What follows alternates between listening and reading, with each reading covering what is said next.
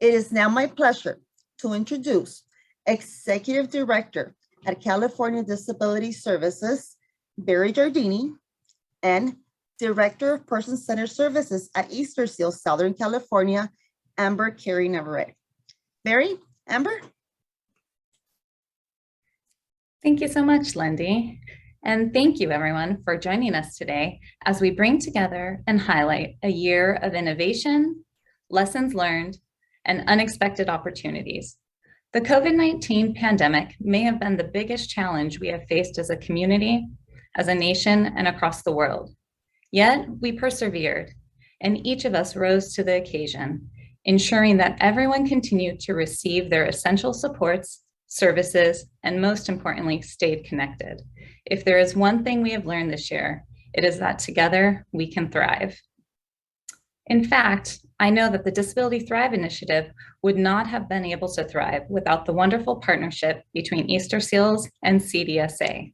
So with that, I will hand it over to Barry Giardini to say a few words and share with all of you the great things we will be covering today. Thanks so much, Amber. Good afternoon, everyone, and welcome to the last installment of our webinar series for the Disability Thrive Initiative. As Amber said, it's been a whirlwind year for everyone, and we're just so grateful to everyone who's stuck it out with us, learned, shared, and really pulled together as a community. Today's agenda will feature a few things to really highlight and focus on the resources developed throughout the course of the Disability Thrive Initiative. And we will kick it off today with a message from DDS Director Nancy Bargman, followed by a tour of our resource library, where you will get an overview of what's going to be available as kind of a lasting legacy of the initiative.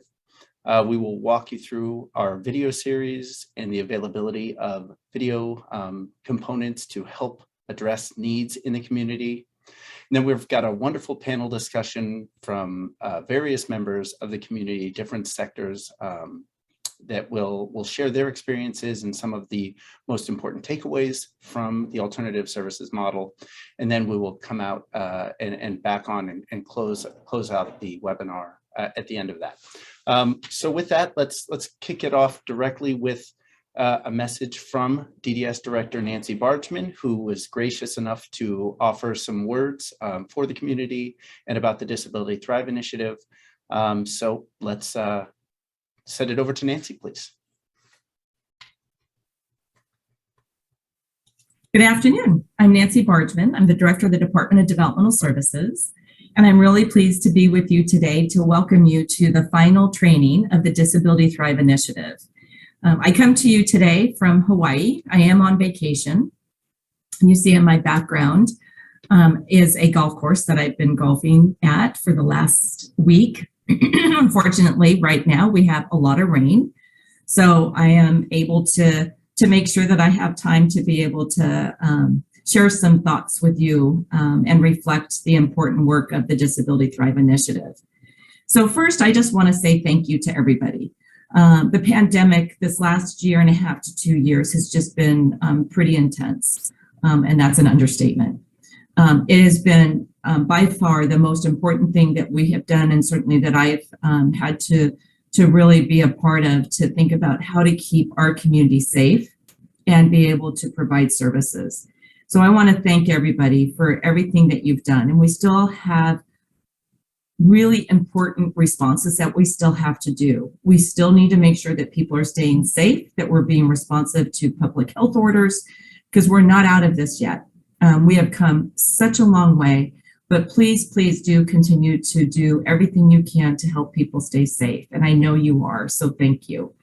But when the pandemic came forward and we had to think through strategies that were different about how to be responsive to the needs of the individuals that we support and serve, but also those who support them. What I wanted to do was to listen to the community to see what was it that we could do in our approach and policy to make adjustments so you could do the important work that you're doing. So listening to self-advocates and families and regional centers, service providers, and hearing what was important in the flexibilities, we were able to implement many changes. And we're actually going to start looking at, and we have been looking at, what are some of those modifications and changes that we're able to continue to go on, because it really does help us kind of push forward in a person-centered way. And I don't want to lose the opportunity, the innovation that we've been able to do.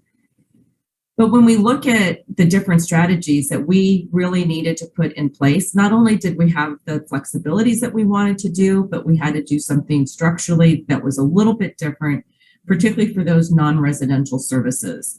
And so we were able to modify the structure and have alternative services and put that in place. We were able to train our community. We trained the regional centers supported providers. Providers went out and did their own trainings.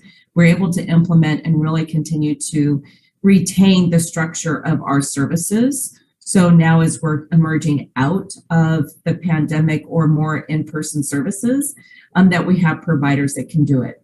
I recognize that we still have many challenges because there's still a challenge and there's an emerging challenge of a shortage of workforce. But together I know that we can think through strategies that are going to be helpful. So before I kind of talk about the future a little bit, I want to just say thank you to the Disability Thrive Initiative team. How did they kind of come to fruition? Well, we knew that with the alternative services, we needed to do more training, more connection with our community. Who knew that Zoom or other remote platforms were going to be our way of making sure that everything was going to stay connected? But we did a request for proposal. CDSA and Easter Seals of Southern California were two of the top applicants in response to this request to be able to provide statewide training, statewide connections. And we really thought we're going to have a separate pathway for the two to kind of go down and do these trainings. Well, long story short, they just started working so well together that it was really evident that they were going to do this in partnership as opposed to separate entities.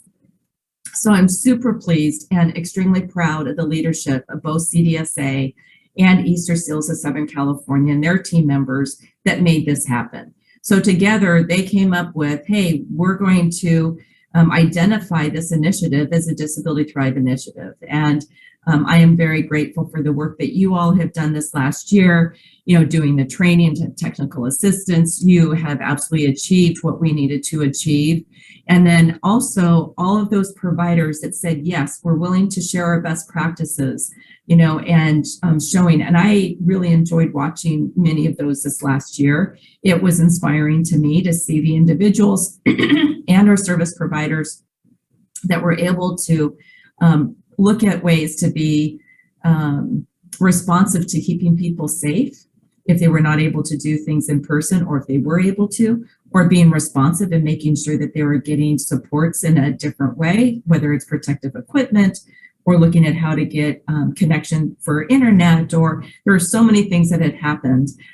So I want to thank you all, and I want to thank the leadership of the CDSA and Southern California Easter Seals for making the opportunity for us to do the spotlighting. So as we continue to move forward, and I do want to say thank you. We're not out of it yet. We do still need to embrace, like I said, the innovative ways that we've been able to be responsive. In short term, we're going to be doing that, but also long term, over the next 5 years, we're going to be implementing the rate models. I am really excited about what this change can be, and tying quality initiatives behind that to be able to really give a focus and make sure that we're being responsive to quality services and supporting those providers that are really experiencing those positive outcomes for individuals.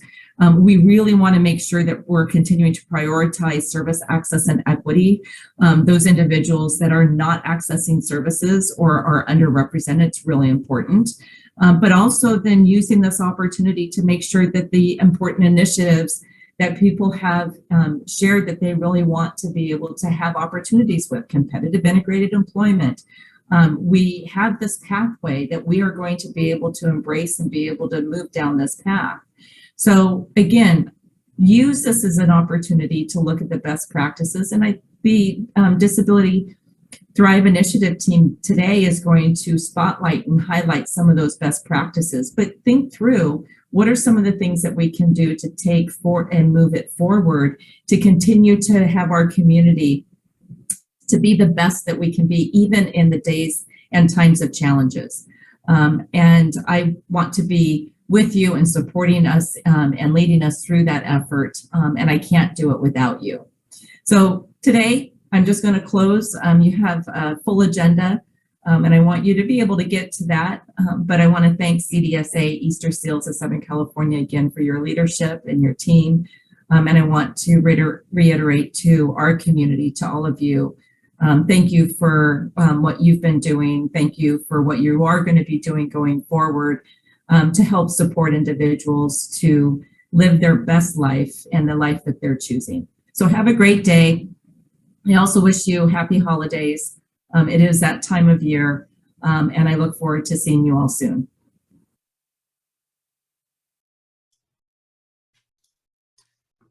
Thank you so much, Director Bargeman, for those wonderful comments and kind of a nice overview of where we've been and how we got here. I really am heartened, and it really resonates with me, focusing on some of these best practices and how we've come together and how we can carry forward some of the best of what's been this difficult year, to make sure that we are continually evolving as a system to best serve and best meet the needs of the individuals with developmental disabilities that we are charged to support. So with that, I will thank you again, Director Bargeman and the department, for your support throughout this. I also want to make a special mention of the San Diego Regional Center and our advisory committee, who have been great allies and supports in facilitating this project. And to share some of these best practices that we've developed, I'm going to pass it over to Amber to walk you through our resource library and share how some of these lasting lessons will be available ongoing to this community. Great, thank you so much, Barry. I'm very excited that I get to be the person to share our new and improved website and resource library with all of you. As Nancy Bargeman mentioned, there are still challenges ahead. And as the Disability Thrive Initiative, we wanted all of the disability community to have at your fingertips a multitude of tools and information, both for accessing and providing person-centered, individualized services, and even more. So I'll go ahead and share my screen to give you a tour.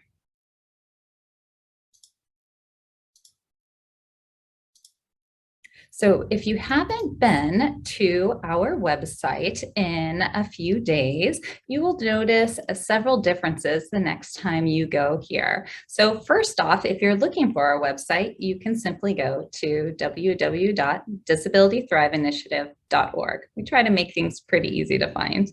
So when you come here, one of the things we really heard from the community that was important is to be able to access the different resources quickly and easily. So we have added more jump links to the website.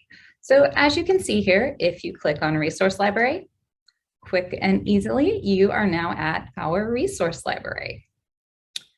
Over this year, we have done 18 webinars. This is number 19. So say you want to go and check out our archived webinars, go ahead, click webinars, and very quickly again, you jump straight to all of our archived webinars. Within each of those, you will find all of our materials and recordings, both in English and Spanish. So finally, speaking of everything in Spanish, it has always been a commitment of ours to make sure that our entire website is accessible in Spanish. If you click on our Spanish link, you will get to the Spanish version of our page. All content, including everything in our resource library, is available in Spanish. So let's get to the good stuff. Let's go back to that resource library. But on our way there, I do want to make mention that our support center, our Lunch and Learn, and our virtual office hours continue to be active, and we are here to support the disability community through the end of the year. And you can easily access any of those links or sign up directly from our website. So finally, this brings us back to our new and improved resource library. Many more visual components of it to make it more accessible for everyone out there. And speaking of accessibility, that has been a huge lesson that we at the Disability Thrive Initiative have learned about this year. We always knew that it was a right of people to access everything in their environment and community. But if you're learning or looking for ways to better improve the accessibility for a particular person or your organization, that might be one of the categories or components you want to check out.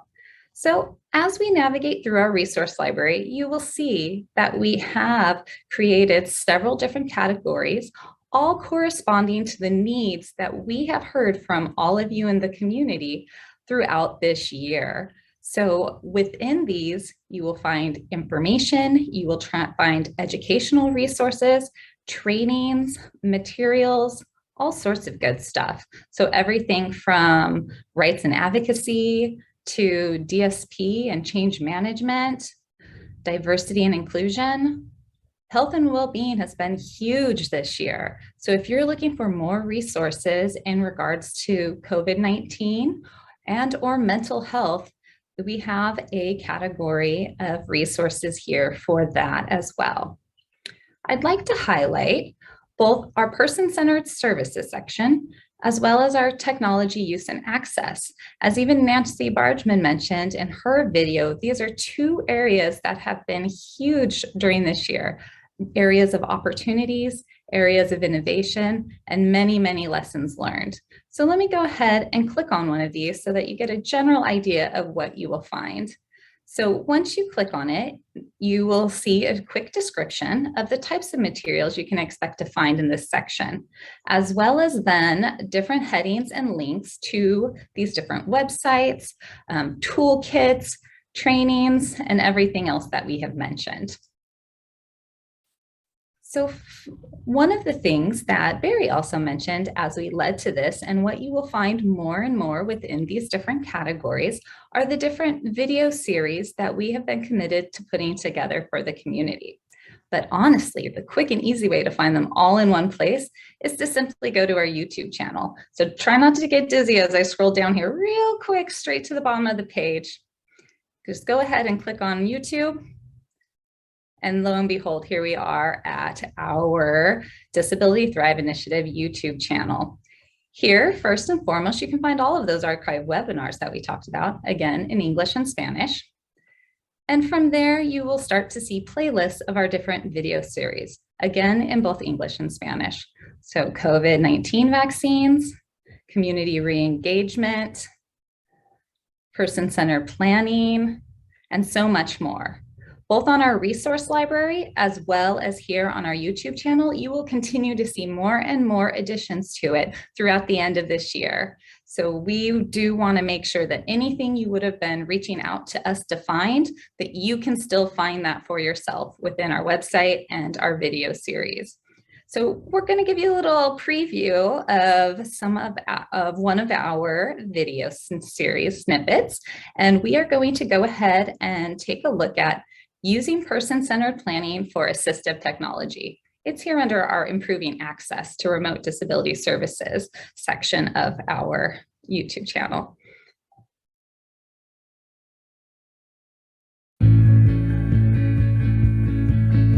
First, we have Karen Moore, the Executive Director of Developmental Disability Services at Pathpoint. Karen, take it away. A few years ago, Pathpoint received a grant from DDS through Tri-Counties and Kern Regional Centers before the pandemic on addressing the technology needs of people we support.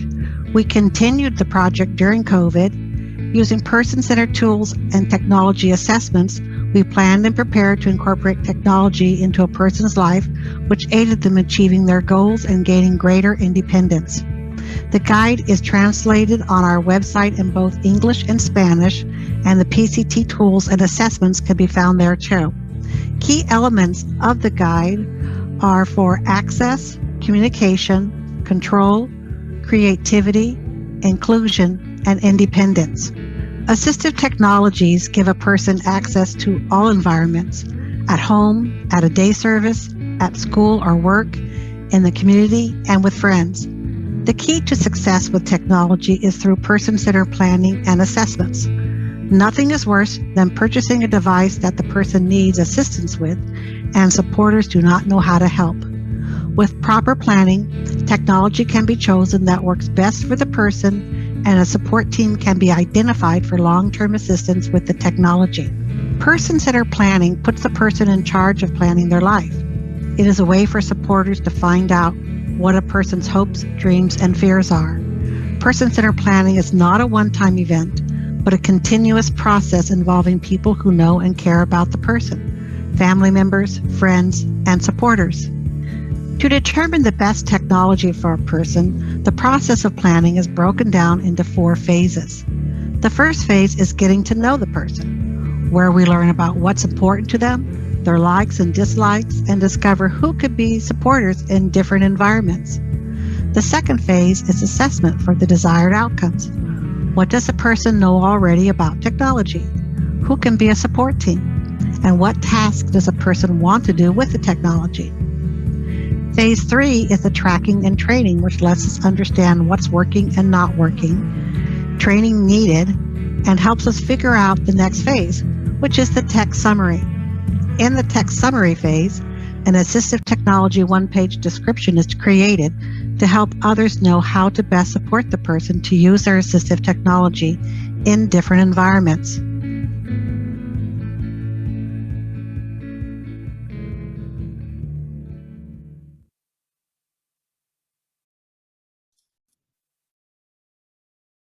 All right, so as everybody can see, the video series are a convenient and easy way to share any of the tools, trainings, or resources with individuals, families, providers, and any of your teams.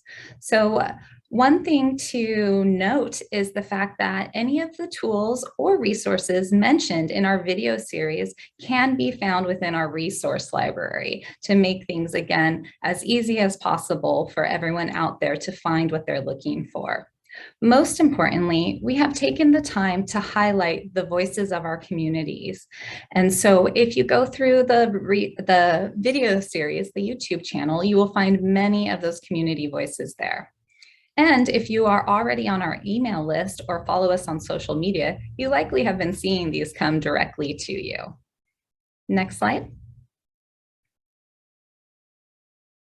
So now I'm going to hand it over to Barry to go ahead and introduce the next section of our webinar here today. Thanks so much, Amber. It is my great pleasure to introduce our panel discussion today. I think Amber just mentioned how important it has been to the initiative to highlight different voices in the community and make sure that the information we've been sharing and has been representative of different viewpoints within the system. And I think today's panel discussion just is a continuation of that theme. So we are joined by a number of folks from different aspects of the community. We're joined by Robert Garcia, an advocate from the ARC of Ventura County, the Ortiz family, a family of advocates from Easter Seals of Southern California, Alicia Conley, a direct service professional from the ARC of Fresno and Madera counties, Amanda Pyle, the Director of Community Services for Golden Gate Regional Center, and Eric Champa, the Chief Operating Officer from UCP of Sacramento in Northern California. As we get into the panel discussion, you will see the panelists describe their relationship to the disability community and talk about their experience throughout alternative services. And then I think importantly, focusing on some of the benefits that they have derived and received from alternative services and some of those lessons learned that they would love to see carried forward into the future. So without further ado, I give you this panel discussion, and I hope you enjoyed as much as we did.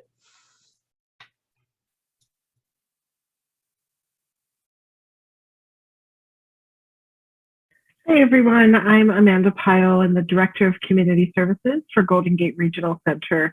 We provide regional center services in the San Francisco Bay Area.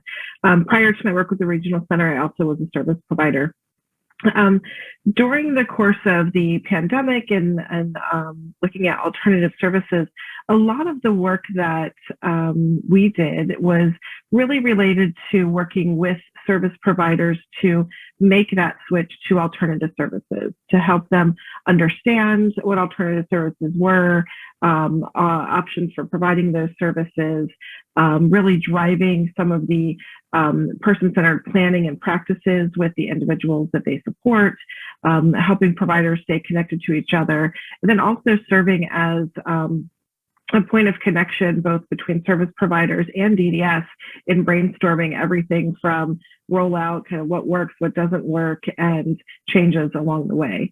So we really have been really active from the get-go of just from pre-planning on alternative services through actually what we see now as implementation in, for different service providers.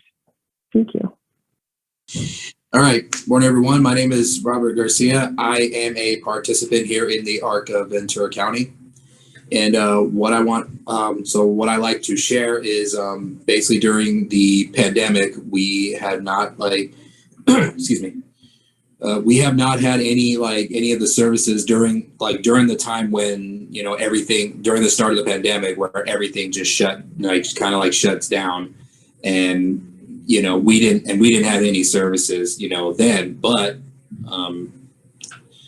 after everything just shut it down, we were able to attend the Zoom meetings, and it had, you know, and the way we interacted, you know, it was a good way to to be able to interact with people so that, you know, it takes their mind off of everything going on around what's going on right now, you know, during this pandemic.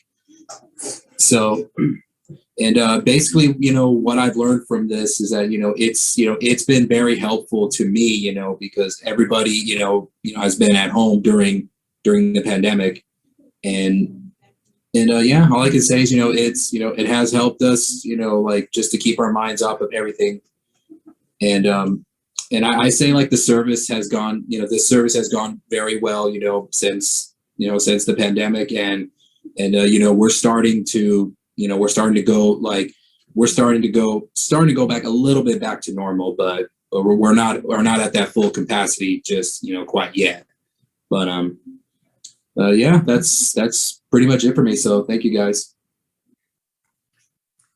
Hi everybody, my name is Eric and I work with UCP of Sacramento, and we provide services like day programs and transportation and home respite and a bunch of stuff. And about half of our services we were able to continue under traditional services, and about half were under alternative services. So we're looking at coming out of the pandemic, really restoring any services that were under-delivered during the pandemic, but also looking for those windows of opportunities to reinvent or to reimagine what a service could be for individuals that we serve. And so we want to take something positive out of the pandemic and help reform our services over the next decade. So that's sort of my perspective on the alternative services question.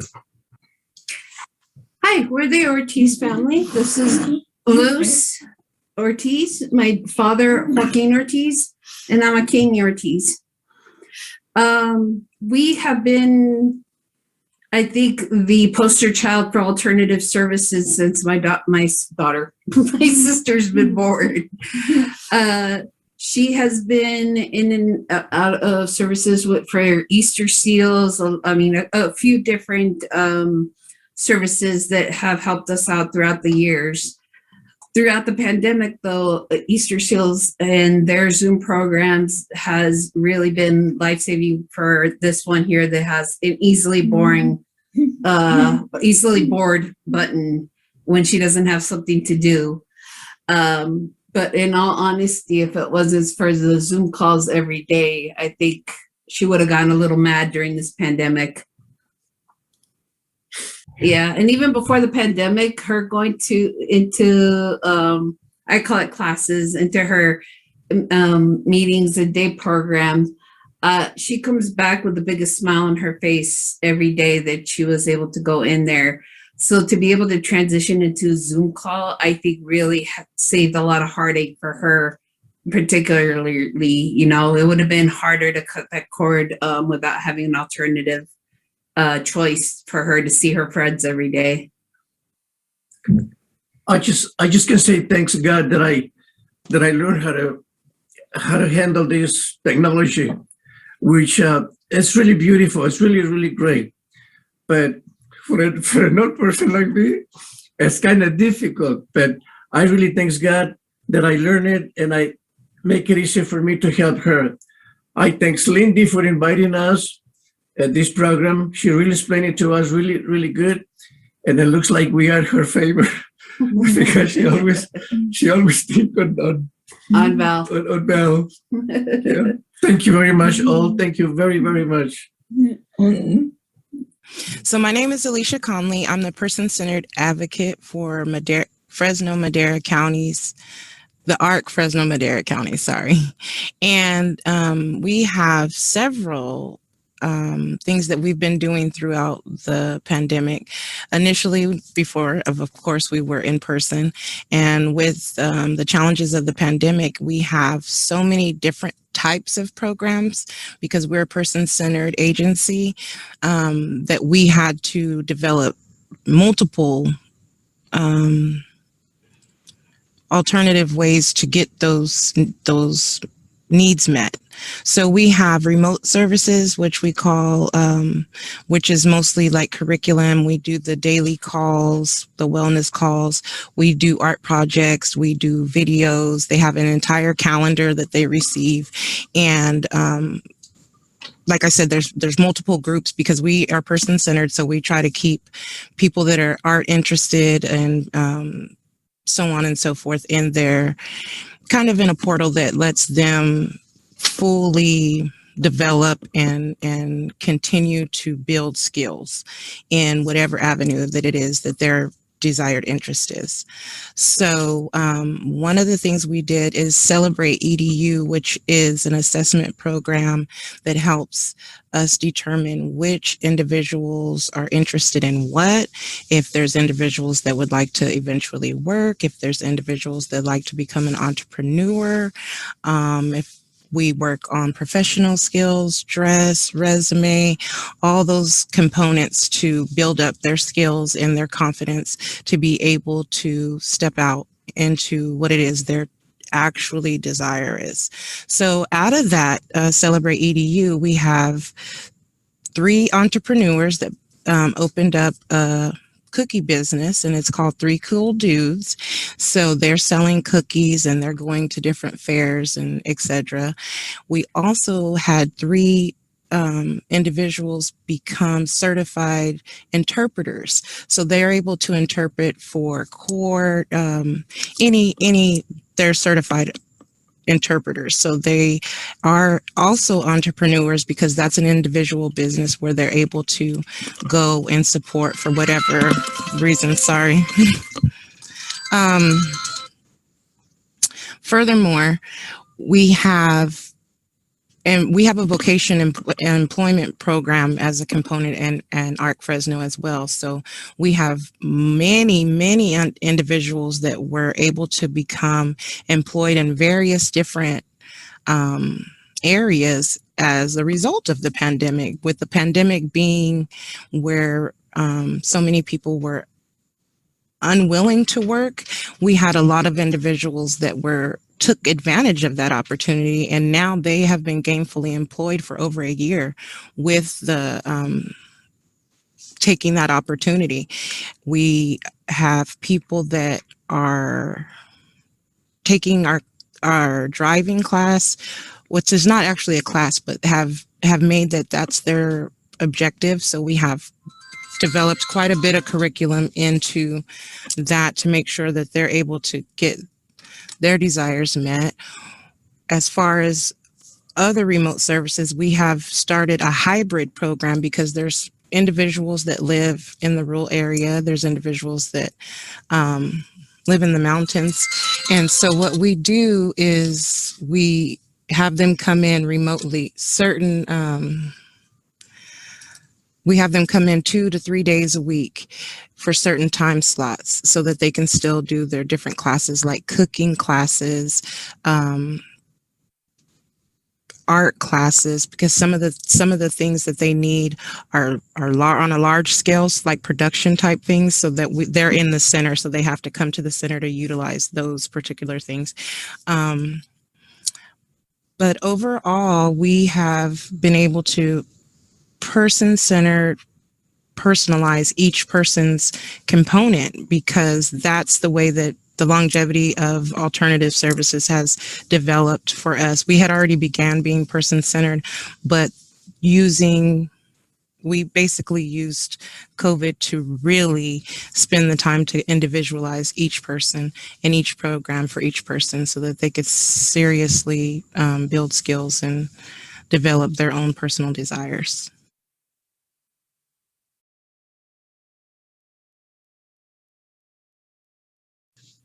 All right. So basically, like, basically we're like basically just kind of like continuing with, with Zoom, because we're still like, as of right now, we are doing Zoom, like, as we speak, and, while here at program. And, so, like, cause we have participants that do come, like, pretty much like basically 2 to 3 days, like a week. Like me personally, I'm here only Mondays, Wednesdays, and Fridays. And there's days I do because I do Zoom on other days, and then the other days I'm basically doing my outings. And then also too, we on certain Mondays we have our advocacy meetings, and of course we do meet on Zoom. So yeah, basically, we're just going to continue, we're just continuing with Zoom until, the whole pandemic is over, until, until the day we get back to the full capacity. So, basically it's just continuing with Zoom until, again, until everything is all said and done.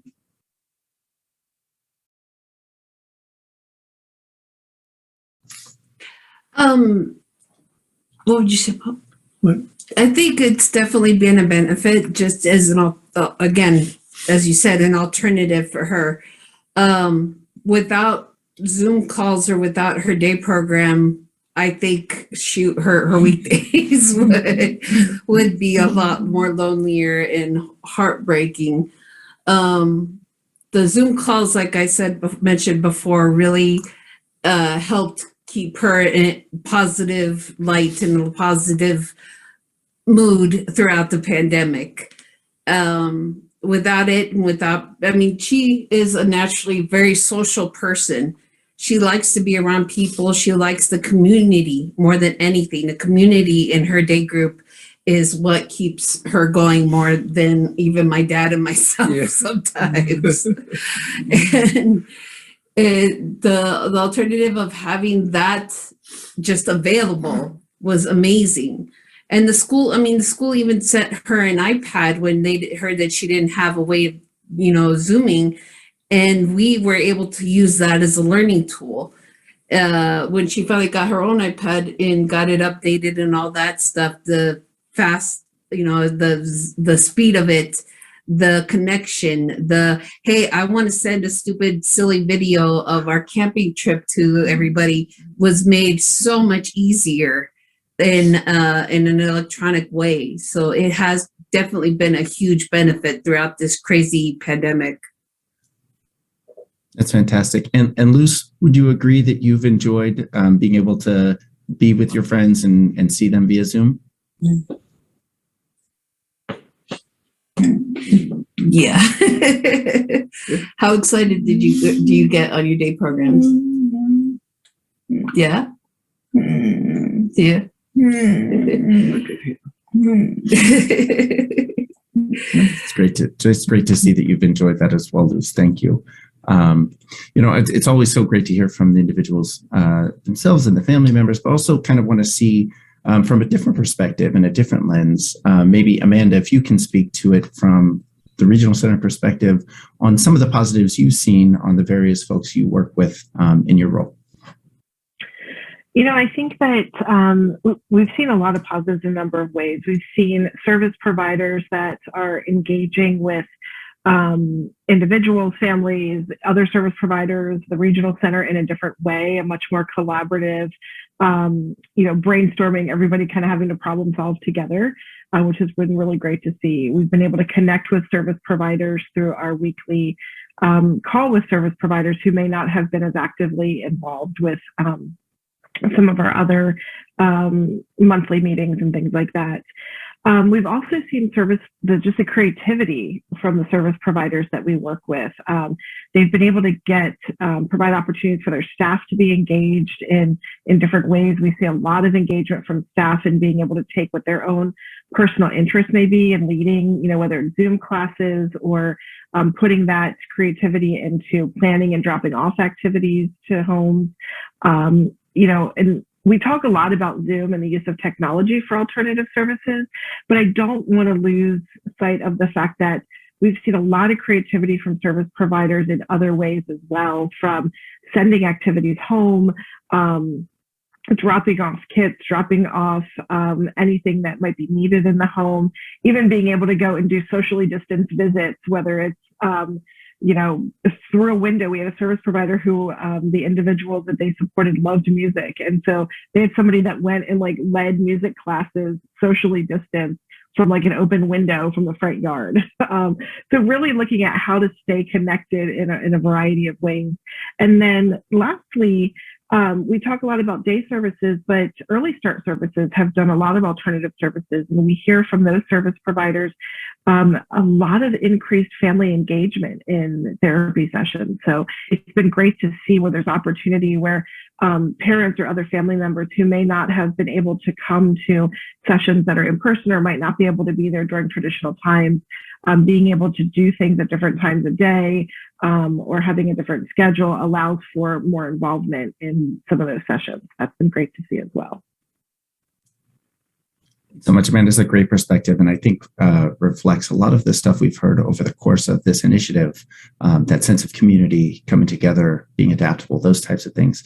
So Eric, I will kick this question to you as well. As from the provider's perspective, what are the benefits that you've seen from alternative services and things that maybe you'd like to see continue in what comes next? Yeah, it's been an interesting roller coaster, and we're not where we need to be. There's a lot of services that still need to be restored, but there are some things that have worked that we don't want to lose. And COVID broke the traditional program models, I think, for a lot of us. But those are models that needed to be broken to really truly move to being more person-centered for some services, including mine. So in order to be successful during COVID, you had to be truly person-centered. You needed to create a diversity of service options. You had to have a diversity of options that were person-centered first to be successful. So those of us that got to play with this during COVID to figure out how to provide that, we've found some new options. We found options that maybe are not facility-based, where a lot of under the old vendorization structures or requirements, we had to do everything in a facility or maybe in a certain community environment. Now we're in homes.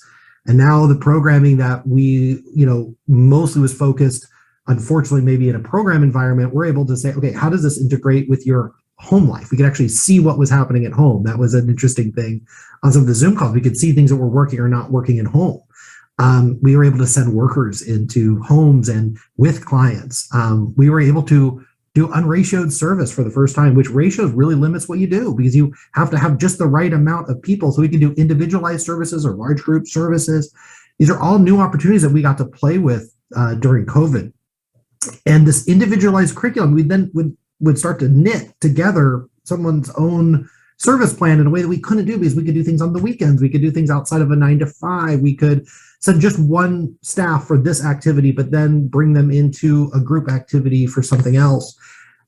We got to use technology in a way that we haven't used before. And I think technology literacy throughout this community, providers included, but not only providers, that's just helping all of us learn how do we integrate in community and grow as people. And, we also got so much more involved in the health and wellness of each other, which is a way sometimes that get missed when you get these strict vendor services that are siloed. Are you healthy? I mean, we ask so much more questions about folks' mental and physical well-being and goals. And when we're in a pandemic, you're locked down. all of a sudden, what are you missing? What do we want to add back into your life? So all of these things with alternative services, there's a lot of things that we need to restore from the pandemic, but there's these windows of insight that a lot of us don't want to leave behind, and we want to create a new service model that transcends a vendor code. So those are some of the wins we've seen when it works for folks.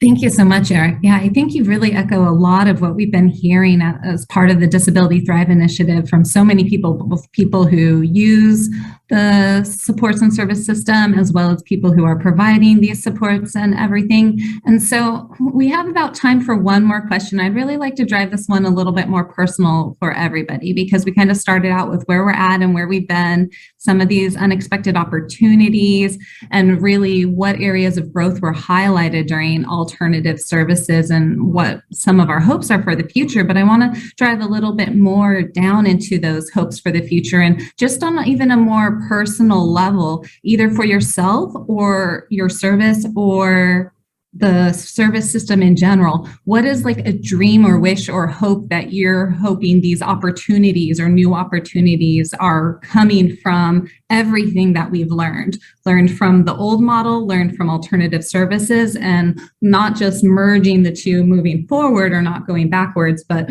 what new possible hopes or opportunities are you hoping this is all leading to in the future? So let's go ahead and start with you, Alicia.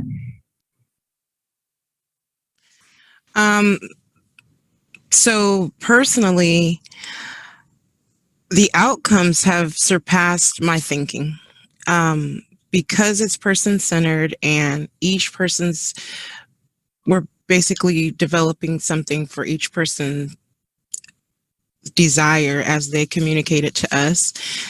I'm seeing limitless lives. I'm seeing,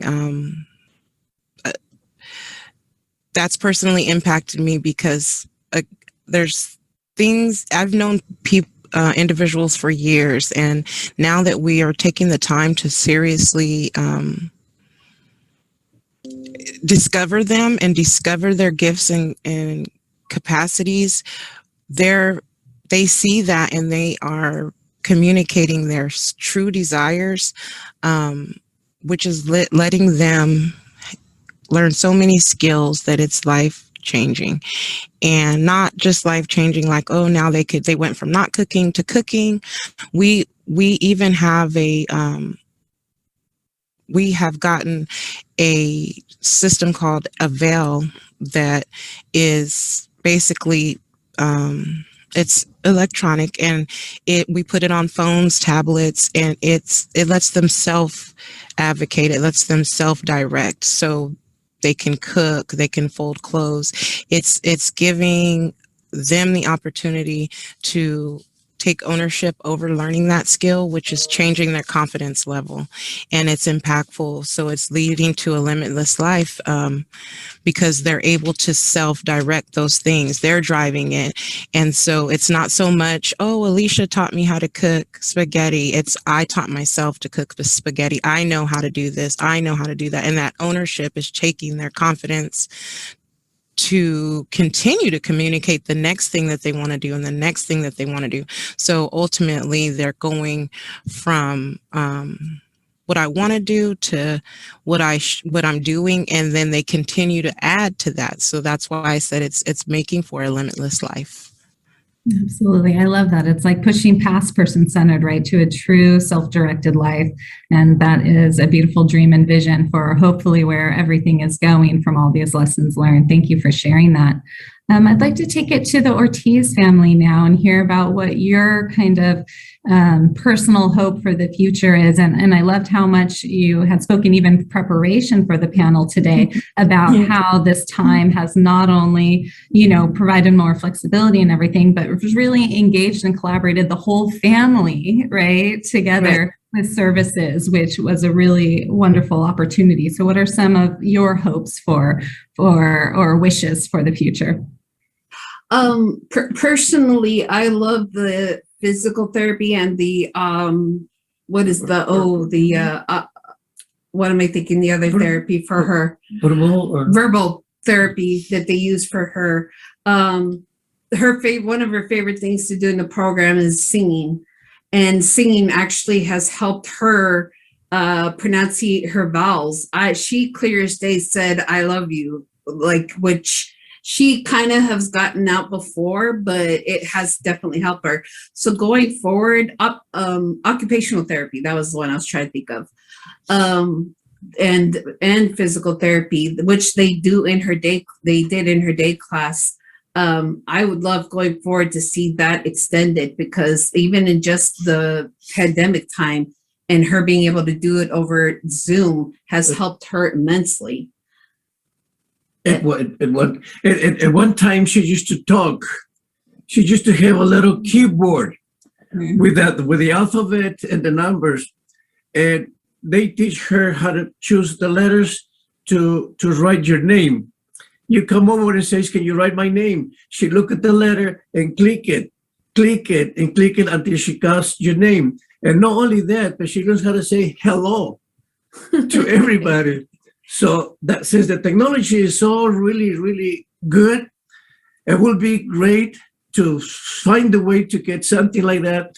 And it won't be only good for her, but for the group on school. I think that'll be great. It's amazing. People always tell us, like, how do you understand what she's trying to say? And I'm like, you spend enough time with her, you kind of pick it up. The people at her day program has been so amazing that they speak loose now. So again, I think moving forward, the program is headed where they need to go, and integrating things like that have been amazingly helpful. Yeah. And going back to the class, I surprised myself.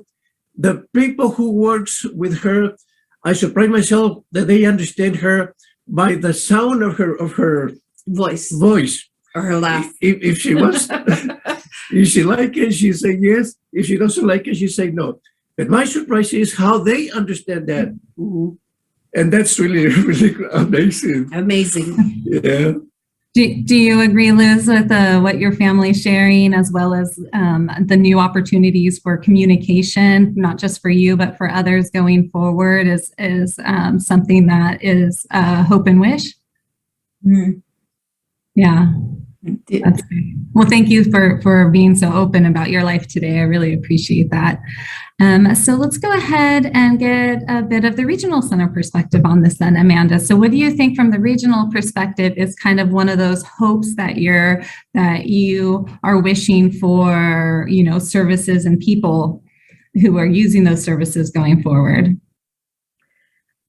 One of the things that we had through the alternative services was a lot of flexibility. It was that flexibility in how we fund, not, as Eric said, not being, held to certain, just specific service codes at certain times of day, et cetera. And I really hope that moving forward, we have a way within the system to preserve some of that flexibility that we've already been able to create, as well as to continue to look at opportunities for how we brought in that flexibility in services. We've seen that, I guess reminded that this is not a one size fits all type of service, and being able to really equip service providers with the ability to provide those person-centered services that really honor the voice of the person that they're serving. It takes that flexibility to do that. And I hope that the regional centers are equipped to be able to provide that flexibility and really work with service providers so that they can really continue to honor that voice, as well as, expand the quality and services of their person-centered services that they're offering. So. Wonderful. Yeah, no, thank you. Thank you for saying that. I think you're speaking for a lot of the community right now. And I would like to go ahead and take it to you, Eric, then is there anything you want to piggyback off that for your kind of personal wish for people and services moving forward? My list just gets bigger and bigger. But, we can dream a bit, and hopefully that inspires folks. I mean, what do I want to see continue? The opportunity to serve the whole person in all of their places and needs. That's something that we've tried, but largely have failed to meet those goals under the old service model. So like I talked about, getting to see them at home with their families and maybe join them into a community outing with their friends, we can see what's working. And so to serve the whole person with all the tools that we should have available, I think is really important. And so we don't become defined by ratios and buildings and vendor codes and service. This is so important that we find a way to create for these types of services, that many doing alternative services, that if you are vendor to do this, you can also do all of these other things if it meets the needs of a client that's in your care and they want that service. We have to invest in our staff too, because a lot of our staff really need to learn to do a much more detailed, complicated work. So we have to keep investing in that workforce to do it, to serve the whole person. We have to make sure that rates and vendor codes and all these things, regulations, all good meaning, but they should enable new innovations. This should be the tools that we use to do new things, not the thing that restricts us from all these good ideas that we have. And that's what happens way too often. So one good thing with alternative services is it just sort of threw that out the window. And, you know, some of us were more successful than others, but this is how innovation happens. So we need to have those enable these new initiatives. And then the last thing, and I don't mean to be too heady, but this could be a unique time because we're coming out of a pandemic where we're potentially looking at these new opportunities in a way and services in a way we haven't before, but we're also looking at funding the rate study over the next few years. So the best opportunity is that these things merge. So we have new funding, that's focused on outcomes and new service innovation, and it pulls us forward. But the risk, I feel like, is the rate study in many ways is a retrospective, right? It's looking backwards. Or is the rush to reopen buildings and go backwards because we want that, is it going to pull us backwards? And so I'm just trying to figure out every way I can to try to keep that momentum forward so it becomes a benefit for us. So that's what I think about. We have a long way to go. I know my agency, me personally, many other folks, but there's these opportunities that I want to build on. Yeah, so that's kind of how I see the future. That's where I dream.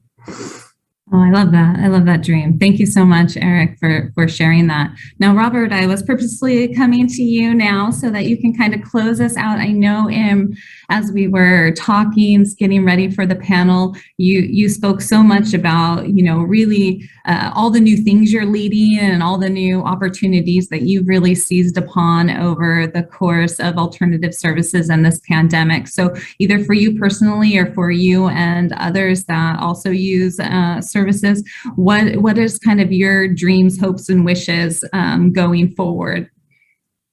Well, I mean, basically it's, you know, hopefully, you know, once everything is back to normal, you know, we, you know, go back to the way, like how we did things, you know, prior to the pandemic. And, you know, cause I mean, you know, cause there's quite a few things I miss, but you know, it's, you know, but I'm just hoping, you know, I always just pray and hope for the best. And, you know, of course, for me and for everybody else that's, you know, because I know they're all hoping that once this pandemic is over, you know, yeah, we can go back to what we would normally do, you know, prior to the pandemic. And I also want to say currently I'm doing last month I started a training for independent living. So I have been learning to start living on my own now. So so I just thought I'd put that out. So yeah, I mean that's pretty much it. Wonderful. Thank you so much, Robert. So it sounds like a lot of people are really looking forward to getting back together again and all of that, but all of these great new opportunities hopefully will just continue to go full force into the future and hopefully, like many of the rest of you had said, lead to even more opportunities that we can't even imagine in this moment in time. So I just appreciate all of you so much for being here today and being willing to share your stories and a little bit about your hopes and dreams. And I'll go ahead and toss it back over to Barry real quick for any other closing remarks. But thank you. Yeah, I think I just want to thank the panelists for sharing your perspectives. I think it's so wonderful to hear from the various components, but hear a lot of similar themes coming together, really focusing on the person, the sense of community, and really focusing on the possibilities I loved what Alicia said about limitless lives. I think that should be a tagline for a system that we aspire to. So I just thank you all for your insights, your time today, and for everything that you do every day. We really appreciate you.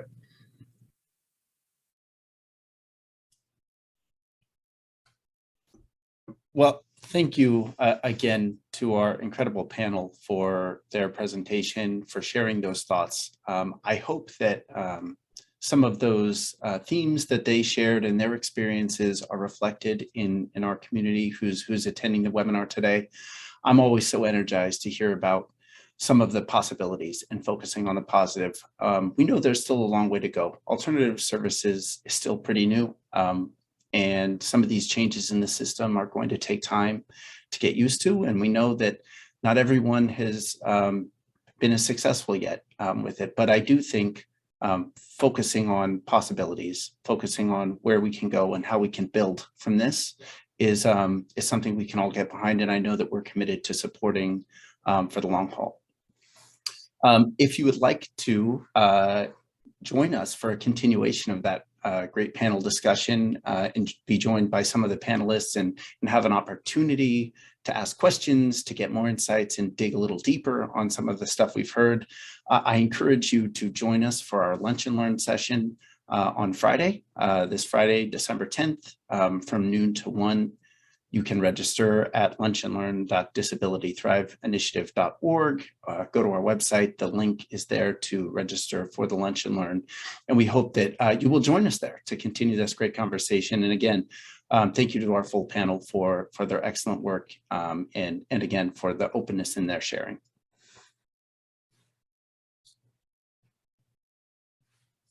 And so Amber, you have some thoughts. Sure, yeah. So just as it says here, together we can thrive. And that just really through this entire year is a theme that we have seen. And I just want to say in closing that it has been an honor to be able to serve California's disability community this year. You led us into your lives and your services, both your struggles and your triumphs. You've shared best practices, personal journeys, and your hopes for the future.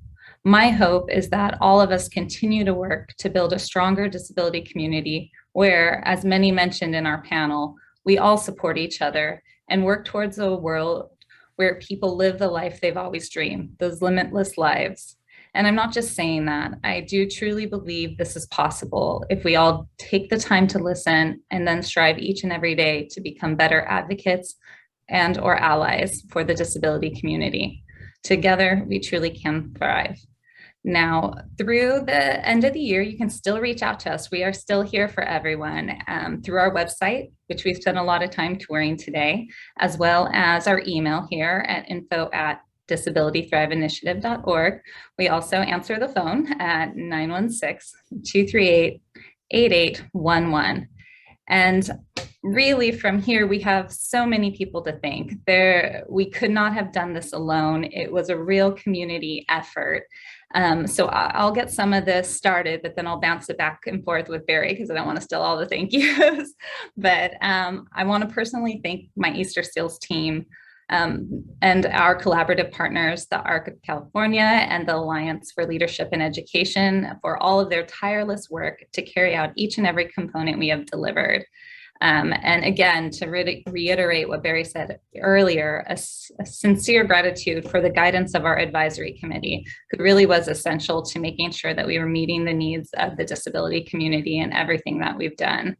And even the beautiful website that we showed off was with partnership with State Council for Developmental Disabilities, who worked with us to make sure that all the different resources and needs of the community were there for access to everyone. So I'll go ahead and pitch it back over to you, Barry, for a bit, and then we'll make sure we get everyone covered. Yeah, we'll try to be exhaustive here because there are a lot of thank yous. I would like to thank my CDSA team who's been tireless in trying to deliver this initiative in a way that's meaningful to the community. That includes our consultants from Sanford Creative and Consulting Services, Valentine Media Consulting, and Blue Plaza Events. It It also is really important for us to recognize the department's support in facilitating this entire project in the San Diego Regional Center for making this happen. We know that it wouldn't have happened without them. And our advisory committee we mentioned earlier has been a great asset in helping guide what we thought was a meaningful project. None of this happens without our panelists and presenters who take their time and out of their busy schedules to share with us everything for the community. I want to thank our interpreters, Betty, Destiny, and Mark, who have been with us throughout the project and have just done an amazing job and help everyone get the benefit of these presentations. So thank you to you. Those consultants who've supported requests for individual support and made that happen has been so important. Special shout out to Rebecca Helgeson, our project manager, who has just been incredible. And finally, a big thank you to the Easter Seals team for being a partner in this huge project and being a wonderful partner and really, I think, making this all happen. That's a lot of thank yous, and I mostly want to close with this thank you, and that's to thank you to all of you who've been with us every step of the way. Hundreds of people are tuning in for these webinars. It's just been an amazing response. We've gotten a lot of positive feedback. We've gotten some nice, good critical feedback that's tried to help us improve and get better. And before I pass it to Amber for just the very finalist of thoughts on this, I just want to say, I hope that we can carry forward this positive momentum. It's been a great challenge, and it's a world that can feel disconnected and isolating sometimes. But when we've seen the best of us, it's when our communities have pulled together, when we found partnership, when we've worked to support each other. And that is the way forward for us. No matter what happens, we will be stronger together. We will be stronger in partnership. And we hope that you will continue on that journey with us and keep that spirit alive as we look into 2022. So Amber, I'll kick it back to you for the final words. Thank you so much, Barry. I think you were able to check off many of everybody on our list, but it is cannot reiterate enough. We are all truly stronger together, and there will never be enough words to thank our amazing partner team at CDSA. With each and every single one of you out there, whether you've joined a Lunch and Learn or have attended a webinar or reached out to support for support or given support, you are all a shining example of what makes this community thrive. Thank you. Take care, everyone, and thank you from the bottom of our heart to the Disability Thrive Initiative.